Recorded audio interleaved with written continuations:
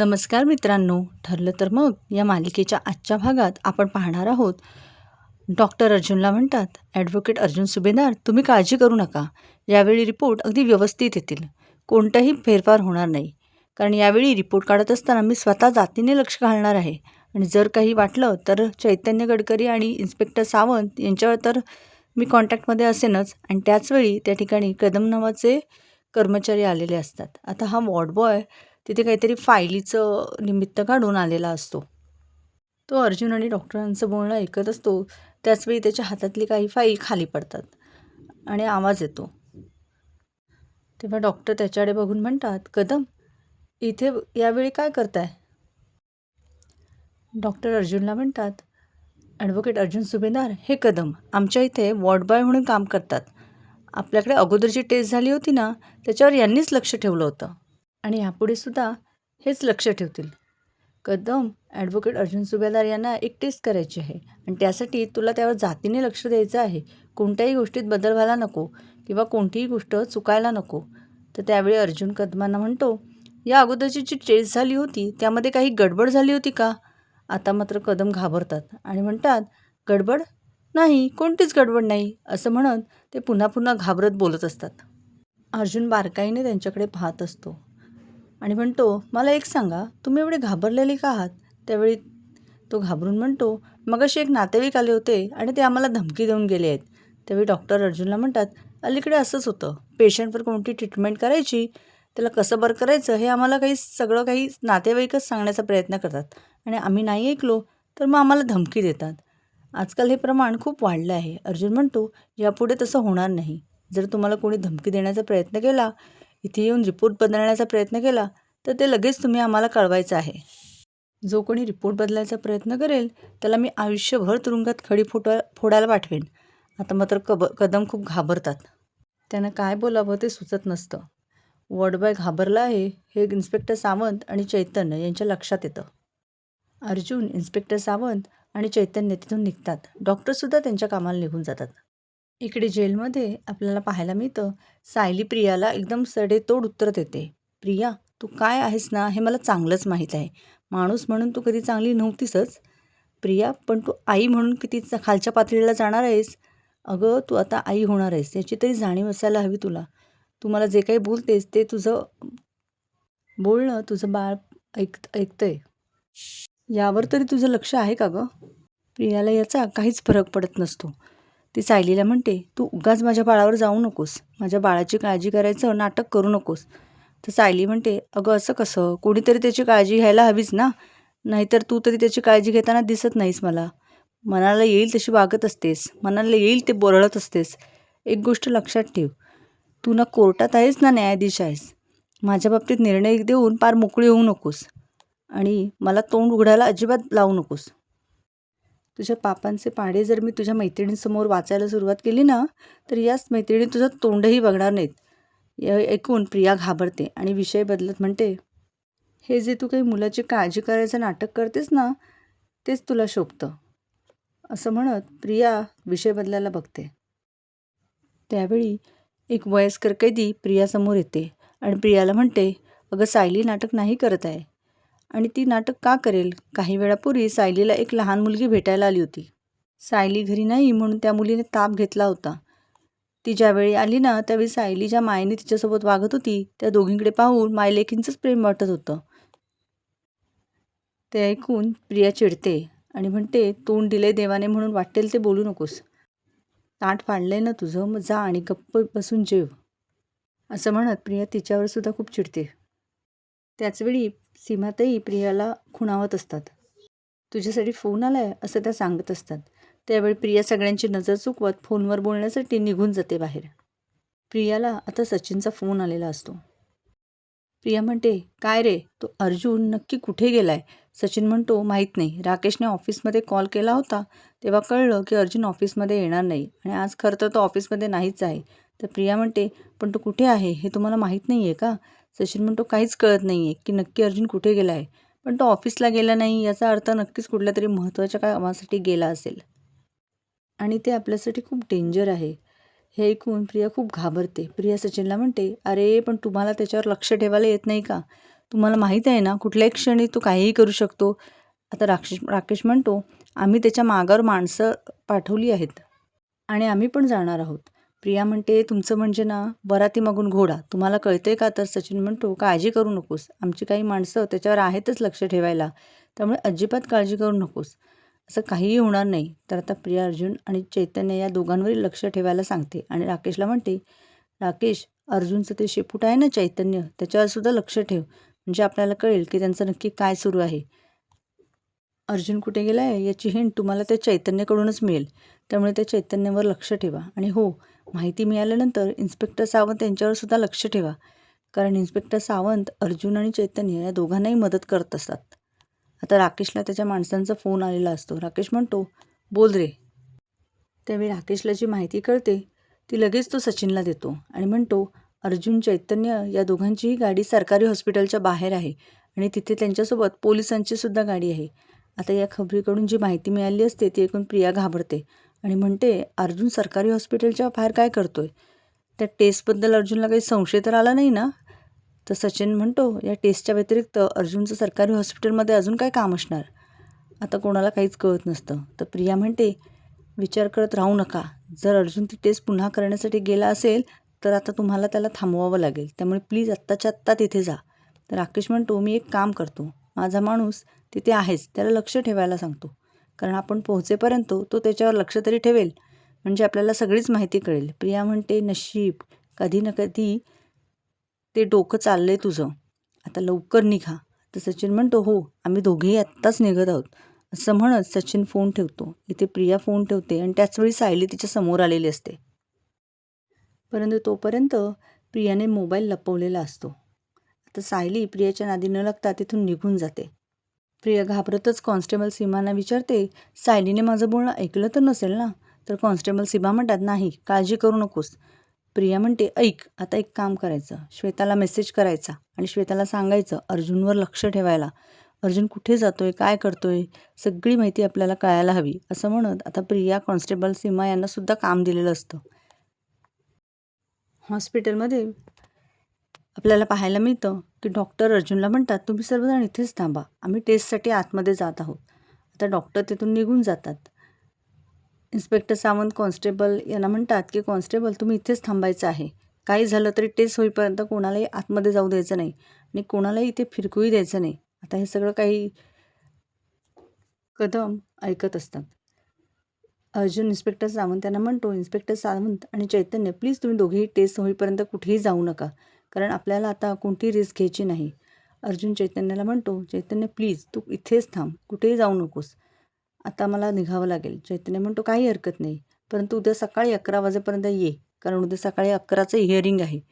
तर अर्जुन म्हणतो, मी येईनच. तर त्यावेळी इन्स्पेक्टर सावंत अर्जुनला म्हणतात, अर्जुन सर, वडगाव पोलीस स्टेशनचे इन्स्पेक्टर खरात यांच्याशी माझं बोलणं झालं आहे. त्यांना सोनलच्या आईवडिलांनी केलेला FIR सापडला आहे. ते तुम्हाला तेथे नक्कीच मदत करू शकतील. मी तुम्हाला त्यांचा फोन नंबर पाठवत आहे. अर्जुन इन्स्पेक्टर सावंत यांचे आभार मानतो. तर इन्स्पेक्टर सावंत अर्जुनला म्हणतात, खरं तर हे आमचं कर्तव्यच आहे. सायली मॅम निर्दोष आहेत, त्यांनी काहीही केलेलं नाही हे मला माहीत आहे आणि निर्दोष माणसाला शिक्षा होऊ नये यासाठी आम्ही आमचं कर्तव्य पार पाडत आहोत, बाकी काहीच नाही. अर्जुन आता वडगावला जायला निघालेला असतो. इन्स्पेक्टर सावंत आणि चैतन्य तिथेच थांबतात. पण वॉर्डबॉयने त्यांचं सगळं बोलणं ऐकलेलं असतं आणि त्याचवेळी त्याला सचिनचा फोन येतो. सचिनचा फोन बघून तो वॉर्डबॉय आधीच घाबरलेला असतो. तो मनाशीच म्हणतो, सचिन साहेबांचा फोन उचलला नाही, कारण जर आता मी सचिन साहेबांचा फोन उचलला तर मी रंगे हात पकडला गेलो तर ॲडव्होकेट मला आयुष्यभर जेलमध्ये टाकतील. माझी नोकरी तर जाईल आणि इज्जतही जाईल. त्यापेक्षा नकोच या सगळ्या गोष्टीमध्ये काही पडणं. असं म्हणत वॉर्डबॉय आता सचिनचा फोन कट करतो. दुसरीकडे राकेश त्याने हॉस्पिटलच्या बाहेर जो माणूस उभा केलेला असतो त्याला फोन करतो. आपल्या माणसाला फोन करून तो विचारतो, अर्जुनवर लक्ष ठेव. तर सचिन म्हणतो, एक अर्जुनच्या गाडीकडे लक्ष ठेव. अर्जुन तिथून बाहेर निघाला की लगेच आम्हाला फोन कर. त्याच्या प्रत्येक हालचालीवर तुझं लक्ष असायला हवं. तर तो म्हणतो की हो, माझं लक्ष आहे. परंतु त्याचवेळी शासकीय रुग्णालयाच्या गेटमधून एक 2 व्हीलर घेऊन एक माणूस बाहेर पडत असतो. त्यांचा धक्का त्या उभ्या असणाऱ्या राकेशच्या माणसाला लागतो. आता तो माणूस आणि त्याच्या हातातला मोबाईल दोन्ही जमिनीवर पडतात. त्याचवेळी अर्जुन तिथल्या रुग्णालयाच्या गेटमधून बाहेर पडत असतो. तो त्यांच्याकडे बघतो, पण दुर्लक्ष करून आपल्या कामासाठी निघून जातो. तो माणूस उठून अर्जुनवर लक्ष ठेवेपर्यंत अर्जुन मात्र तिथून निघून गेलेला असतो. त्याला काहीच कळत नाही. अर्जुन गाडी घेऊन निघून जातो. त्याचवेळी राकेश आणि सचिन तेथे पोहोचलेले असतात. आता सचिन आणि राकेश आपल्या माणसाला विचारतात की अर्जुन कुठे आहे? तर तो म्हणतो, मला माहीत नाही. राकेश म्हणतो, माहीत नाही म्हणजे? तू तर त्यांच्या गाडीवर लक्ष ठेवणार होतास ना आणि सगळीकडे माहिती आम्हाला सांगणार होतास. तर तो म्हणतो, हो मी त्याच्या गाडीवर लक्ष ठेवून होतो, परंतु त्याचवेळी मी फोनवर बोलत असताना एक बाईक आली आणि तिने मला धडक दिली. त्या बाईकच्या धडकेने मी खाली पडलो. सर्वजण मला सावरत असताना त्याचवेळी अर्जुन सुभेदार आणि यांची गाडी इथून निघून गेली. त्यामुळे ते कुठे गेलेत, कशासाठी इथे आले होते हे मला काहीच कळलं नाही. सचिन म्हणतो, म्हणजे हे सगळ्यामध्ये तुझं लक्ष नसताना अर्जुन इथून निघून गेला तर? तो म्हणतो, हो मला माहीतच नाही की ॲडव्होकेट अर्जुन सुभेदार इथून कधी निघून गेले. राकेश म्हणतो, मला एक सांग, अर्जुनसोबत पोलिसांची टीम होती आणि ॲडव्होकेट चैतन्य गडकरी होते, ते दोघेही निघून गेलेत का? त्यावेळी तो म्हणतो की नाही, याबद्दल मला काहीच माहिती नाही. आता राकेश चिडतो. सुभेदारांच्या घरी श्वेताला कल्पनाताईंना आवाज देत म्हणते, कल्पना मावशी, सायलीचा डबा भरून झाला आहे आणि त्या डब्यात थोडी खिचडीसुद्धा भरली आहे. कल्पनाताई म्हणतात, सायलीसाठी डबा तर घेऊन जातोय, परंतु तिला द्यायला मिळेल की नाही माहीत नाही. तर श्वेता म्हणते, परंतु अर्जुन सरांनी परवानगी तर घेतली असेलच ना? प्रतिमा आत्या म्हणतात, नाही गं, आम्हाला काहीच माहीत नाही, पण तिथे गेल्यावर कळेलच की नक्की काय आहे. तर त्यावेळी श्वेता कल्पनाताईंना म्हणते, तुमच्यासोबत अर्जुन सरसुद्धा येणार असतील? तर कल्पनाताई म्हणतात, नाही गं, आमच्यासोबत अश्विन येणार आहे. आज अर्जुनला येणं शक्य नाही, त्याला वेळ नाही आहे, खूप काम आहे. तर श्वेता नाटक करत म्हणते, हो आज त्यांना ऑफिसमध्ये खूप काम असेल. त्यावेळी कल्पनाताई म्हणतात, नाही गं, आज अर्जुन ऑफिसला गेलाच नाही, तो काहीतरी पनवेलच्या बाहेर गेला आहे आणि यायला उशीर होईल असं सांगून गेला आहे. आता श्वेताला ही माहिती तर मिळालेली असते की अर्जुन पनवेलच्या बाहेर कामासाठी गेलेला आहे. त्याचवेळी अश्विन त्या ठिकाणी येतो. अश्विन म्हणतो, माझं चैतन्यशी बोलणं झालं आहे आणि चैतन्य म्हणाला आहे की सायली बहिणीला भेटायची परवानगी मिळाली आहे, त्यामुळे आता आपल्याला निघायला हवं. कल्पनाताई म्हणतात, हो डबा तर तयार आहे. असं म्हणत कल्पनाताई आता गोलूला श्वेताकडे देतात आणि आता सायलीला भेटण्यासाठी कल्पनाताई, प्रतिमा आत्या आणि अश्विन निघालेले असतात. ते घराबाहेर जाताच श्वेता लगेच सचिनला फोन करायला घेते, पण सचिन फोन उचलत नसतो. श्वेता म्हणते, हा सचिन पण आता फोनही उचलत नाही आहे. त्याचवेळी अस्मिता येते. अस्मिता गोलूला घेते आणि श्वेताला विचारते, श्वेता, गोलूने काही खाल्लं ना? तो जास्त रडला तर नाही ना? श्वेता म्हणते, हो नाही, त्याने खाल्लेलं आहे आणि मस्त खेळतही होता, एवढी काळजी करू नका. त्याचवेळी श्वेताला सचिनचा फोन येत असतो. तर अस्मिता श्वेताला म्हणते, अगं काय झालं आहे, तुझा फोन आला आहे ना, मग उचल. श्वेता उचल फोन. तर नाटकी श्वेता अस्मिताला म्हणते, नाही, गोलू आहे ना इथे, उगाच त्याला त्रास व्हायला नको. तर अस्मिता म्हणते, हो ना, माझ्या लक्षातच नाही आलं. लहान मुलांचा या गोष्टींवर परिणाम होतो ना. इकडे हॉस्पिटलमध्ये इन्स्पेक्टर सावंत आणि चैतन्य दोघंही रिपोर्टची वाट बघत असतात. तर दुसरीकडे सचिन आणि राकेश या दोघांनाही शासकीय रुग्णालयात एंट्री मिळत नसते. राकेश म्हणतो, इथे आपल्याला ID शिवाय काही कारण असल्याशिवाय एंट्री मिळत नाही आहे. आता काय करायचं? काहीच कळत नाही आहे. आपल्याला कसं कळणार की आतमध्ये नक्की काय सुरू आहे? त्याचवेळी सचिन म्हणतो, हो ना, म्हणजे आपल्याला आतमध्ये एंट्री करण्यासाठी काहीतरी कारण हवं. तो वॉर्डबॉय कदम होता, त्याने तर आपल्याला इझी आतमध्ये नेलं असतं, परंतु तो माझा फोनच उचलत नाही आहे. असं म्हणत सचिन त्याला फोन करण्याचा प्रयत्न करतो, परंतु वॉर्डबॉय त्याचा फोन स्विच ऑफ असतो. सचिन म्हणतो, आता तर याचा फोन बंद आहे, मग आपण काय करायचं? तर दुसरीकडे चैतन्य आणि इन्स्पेक्टर सावंत यांची चर्चा सुरू असते. तर दुसरीकडे अर्जुनच्या मागावर जो माणूस पाठवलेला असतो तो परत आलेला असतो. सचिन त्याला विचारतो, अर्जुन सापडला का? परंतु तो नकार देतो. म्हणतो, अर्जुन सरांची गाडी कुठेच सापडली नाही. गाडी घेऊन मी गेटच्या दोन्ही साईडला पाहिलं, परंतु अर्जुन सुभेदार नक्की कुठे पळाले काहीच माहीत नाही. राकेश त्याच्यावर चिडतो आणि म्हणू लागतो, हेच मी तुला सांगत होतो, जर त्याच्या गाडीवर लक्ष ठेवलं असतं ना, तो कुठे जातोय हे जर पाहिलं असतं ना, तर आता कळालं असतं की नक्की तो कुठे गेला आहे. पण तुझ्याकडे तितका वेळच नाही ना, तुला स्वतःच्याच कामाव्यतिरिक्त तर दुसरे कुठे वेळच मिळत नाही. तर सचिन राकेशला शांत करतो आणि म्हणतो, राकेश प्लीज शांत हो, उगाच चिडचिड करू नकोस. आता एक काम कर, तू आत जा आणि आतमध्ये गेल्यावर पोलीस तुझी झडती घेतील, परंतु त्यांना जी झडती घ्यायची आहे ती घेऊ देत. पण आतमध्ये गेल्यानंतर भरत कदम नावाचा वॉर्ड बॉय आहे, तो आपला माणूस आहे, त्याचा फोटो बघ, असं म्हणत सचिन त्या माणसाला वॉर्ड बॉयचा फोटो दाखवतो आणि आपल्याला तो मदत करेल हे देखील सांगतो. तू आतमध्ये जाऊन आतमध्ये नक्की काय चाललं आहे हे आम्हाला सांगायचं आहे, असं म्हणत आता त्या माणसाला हॉस्पिटलमध्ये सचिन पाठवतो. इकडे जेलमध्ये प्रिया सचिनच्या फोनची वाट पाहत असते, परंतु अजूनपर्यंत प्रियाला कोणाचाच फोन आलेला नसतो. त्यामुळे अर्जुन नक्की कुठे गेला हे प्रियाला कळत नसतं. त्याचवेळी सायलीला सुद्धा अर्जुनची काळजी वाटत असते. सायली देवी आईला हात जोडते आणि प्रार्थना करत म्हणते, देवी आई तुझं लक्ष असू दे, यांना यांच्या कामाला यश मिळू दे. त्याचवेळी प्रिया सायलीकडे पाहते आणि म्हणते, सायली एवढे डोळे मिटून मनापासून का प्रार्थना करते? नक्कीच सायली आणि अर्जुनचा काहीतरी प्लॅन असणार, या दोघांनी मिळून काहीतरी डाव नक्कीच आखला असणार. आता प्रिया विचार करू लागते की नक्कीच सायली कोणता खेळ खेळू शकते, अर्जुन पुढे काय करू शकतो. इकडे आशाताई सायलीकडे येतात आणि सायलीला म्हणतात, सायली तुला भेटायला कोणीतरी आलं आहे. सायली म्हणते, कोण आलं असेल आता? सायलीलाही माहीत नसतं आपल्याला नक्की कोण भेटायला आलं आहे. सायली म्हणते, बरं बघूयात चला, असं म्हणत सायली आता आशाताईसोबत तिथून बाहेर पडते. सायली आशाताईसोबत निघून जाते. इथे प्रिय विचार करत म्हणते, अर्जुन आला असेल का भेटायला? ती सीमाताईंना आवाज देते आणि म्हणते, ताई इकडे या, तो मोबाईल द्या. तिचा मोबाईल घेते आणि तिला म्हणते, जा आत्ताच्या आत्ता सायलीच्या मागावर जा, तिला नक्की कोण भेटायला आलंय ते बघा. अर्जुन आता वडगावला पोहोचलेला असतो. तो इन्स्पेक्टर खरात यांना ओळख करून देतो. इन्स्पेक्टर खरात, मी ॲडव्होकेट अर्जुन सुभेदार.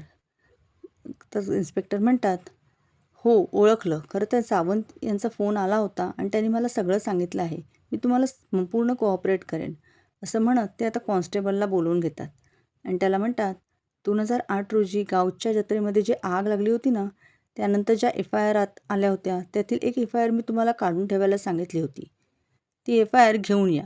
तर कॉन्स्टेबल साहेब ती FIR घेऊन येतात. त्यावेळी इन्स्पेक्टर खरात अर्जुनला म्हणतात, ही 2008 त्या मुलीच्या आईवडिलांनी केलेली FIR, त्यांची मुलगी हरवली आहे अशी त्यांनी FIR केली आहे आणि त्यामध्ये त्या मुलीचं वय 3 वर्ष आहे. त्यांची 3 वर्षांची मुलगी हरवली होती. तर अर्जुन संपूर्ण FIR चेक करतो आणि म्हणतो, यामध्ये जत्रेत आग लागली होती असंही लिहिलं आहे.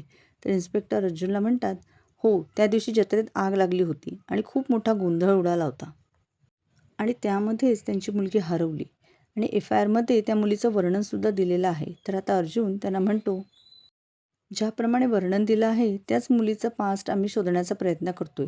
तर अर्जुन म्हणतो, थँक्यू सो मच, खरं तर हा पुरावा माझ्यासाठी खूप मोठा आहे, परंतु या व्यतिरिक्त त्या मुलीच्या आईवडिलांशी मला बोलता आलं तर खरंच खूप बरं होईल आणि त्यांच्याकडे जर तिच्या जन्माचा दाखला मिळाला तर त्यापेक्षा बरं होईल. तर इन्स्पेक्टर साहेब अर्जुनला म्हणतात, खरं तर यावर जर नंबर दिला आहे त्यावर फोन करण्याचा आम्ही प्रयत्न केला, परंतु फोन आता लागतही नाही, परंतु यावर त्यांचा संपूर्ण ॲड्रेस दिला आहे, आपण तिथे जाऊन या सगळ्या गोष्टींचे खुलासे नक्कीच करू शकतो.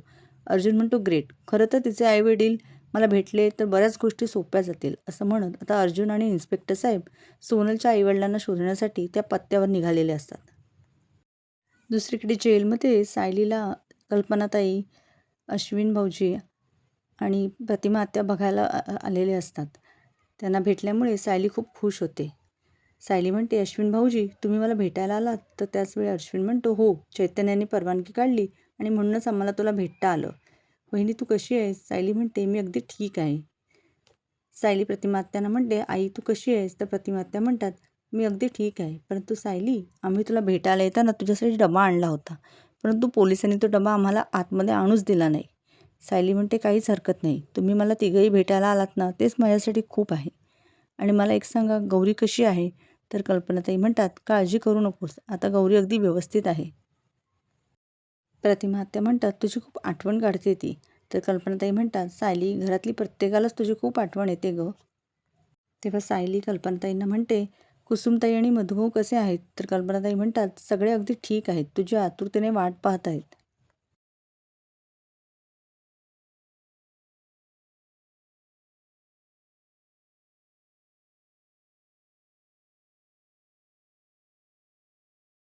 आशाताई रूमच्या बाहेर उभ्या असतात आणि त्याचवेळी कॉन्स्टेबल सीमा त्या ठिकाणी येतात. त्यावेळी आशाताई त्यांना विचारतात, काय गं सीमा तुझं काय काम आहे? सीमा म्हणते, नाही काहीच नाही. तर आशाताई म्हणतात, नाही ना, मग आता निघायचं. आता सीमा हिला पाहायला मिळत नाही की नक्की सायलीला भेटायला कोण आलं आहे. दुसरीकडे पाहायला मिळतं, प्रिया लगेच सचिनला फोन करते आणि म्हणते, मला एक सांगा, काही कळालं का? अर्जुन कुठे आहे? तर सचिन म्हणतो, नाही, काहीच हाताला लागत नाही आहे. तो अर्जुन कुठे आहे हे तर आम्हाला कळलं नाहीच आहे, पण इथे हॉस्पिटलमध्ये काय घडतंय तेही कळत नाही आहे. हॉस्पिटलमध्ये शिरताही येत नाही आणि तो भरतसुद्धा माझे फोन उचलत नाही आहे. तर प्रिया विचारते, की हा भरत कोण आहे? तर सचिन म्हणतो, की तोच भरत, ज्याला आपण पैसे दिले होते आणि त्याने आपलं काम केलं होतं. आता तर त्याचा आणि माझा कॉन्टॅक्टच होत नाही आहे. तर प्रिया म्हणते, सचिन तू काहीही कर, आकाश पाताळ एक कर, परंतु अर्जुन कुठे गेला आहे हे आपल्याला कळायलाच हवं. जर अर्जुन कुठे आहे हे आपल्याला कळलं नाही तर ह्या सगळ्याच गोष्टी आपल्या अंगाशी येतील. सचिन आता या सगळ्याचा शोध घ्यावाच लागेल. त्याचवेळी रेणुकाताईंच्या मुलाला घेण्यासाठी त्याच्या घरचे आलेले असतात. रेणुकाताई रडतच म्हणतात, घेऊन जा माझ्या बाळाला, परत इथे घेऊन येऊ नका. आता हे दृश्य ज्यावेळी सायली पाहते त्यावेळी सायलीला खूप वाईट वाटतं. सायली आशाताईंना म्हणते, ताई हे सगळं काही बाळासाठी आणि आईसाठी किती त्रासदायक आहे. तर आशाताई म्हणतात, हो, हा प्रसंग कोणत्याच आईवर यायला नको. आता रेणुकाताई खूप रडत असतात आणि आपल्या नातेवाईकांना म्हणतात, हे सगळं काही तुम्ही मुद्दामहून करताय ना, मला त्रास देण्यासाठी करताय. तर त्या बाळाचे वडील रेणुकाला म्हणतात, अगं खरं तर कायद्याने याला तुझ्याकडे राहायची परवानगी मिळाली होती, पण हा तुलाच नको आहे, तर आम्ही तरी काय करणार? तर रेणुका म्हणते, मी कधी म्हणाले की हा मला नको आहे म्हणून? तर त्या बाळाचे वडील विचारतात, मग तू त्याच्याशी इतकी वाईट का वागतेस? आत्ताच तर तू म्हणालीस ना की याला घेऊन जा म्हणून. त्यावेळी रेणुका खूप रडत असते. अहो, मला माझं बाळ माझ्यासोबतच हवं आहे, पण मला त्याला जेलमध्ये वाढवायचं नाही आणि मला त्याच्यापासून दूरही राहायचं नाही. असं म्हणत रेणुकाताई आता खूप रडत असतात. त्यांची ती अवस्था पाहून सायलीला खूप वाईट वाटतं. तर दुसरीकडे पाहायला मिळतं, प्रिया सीमाताईंना आवाज देते आणि म्हणते, सीमाताई हा तुझा फोन घे, परंतु मला एक सांग, सायलीला भेटायला कोण आलं आहे? तर सीमाताई म्हणतात, मला माहीत नाही, कारण मी ज्यावेळी पाहायला गेले तेव्हा आशाताई दारातच उभ्या होत्या. त्यामुळे मला पाहताही आलं नाही की नक्की सायलीला भेटायला कोण आले. आता मात्र प्रिया चिडते आणि म्हणते, निघ आत्ताच्या आता इथून, निघून जा. आता मात्र प्रिया पूर्ण बिथरलेली असते. म्हणत असते, एकही गोष्ट माझ्या मनासारखी होत नाही आहे. तर येणाऱ्या भागांमध्ये आपल्याला पाहायला मिळतं की सोनलच्या घरापर्यंत अर्जुन पोहोचलेला असतो, पण तिथे कोणीच राहत नसतं. त्यावेळी अर्जुन म्हणतो, इथे तर बरीच वर्ष कोणी राहत नाही असं वाटतंय. तिथे असणाऱ्या एका माणसाला अर्जुन विचारतो, इथे कोणी राहत नाही आहे का? तर तो म्हणतो, नाही, बरीच वर्ष झाली, ही लोकं घर सोडून गेली आहेत, ती गाव सोडूनच गेली आहेत. आता मात्र अर्जुनला काय करावं कळत नसतं. तर दुसरीकडे दाखवलं आहे की कोर्टाची वेळ झालेली असते. चैतन्य प्रतापरावांना विचारतो की अर्जुन आलेला नाही आहे. तर प्रतापराव म्हणतात, अरे तो रात्रभर घरीच आला नाही आहे. इथे मात्र सचिन आणि राकेश वेश बदलून आलेले असतात. तर ॲडव्होकेट कोर्टासमोर म्हणतात की ॲडव्होकेट अर्जुन सुभेदार कोर्टात हजरच झाले नाही आहेत. तर चैतन्य अर्जुनची बाजू मांडत म्हणतो की ॲडव्होकेट अर्जुन सुभेदार या केसच्या संदर्भात माहिती आणि पुरावे शोधण्यासाठी पनवेल बाहेर गेले आहेत. त्यामुळे कोर्टाने आम्हाला थोडा वेळ द्यावा. आता अर्जुन कोर्टात वेळेवर पोहोचू शकेल का हे बघणं अतिशय रंजक होणार आहे.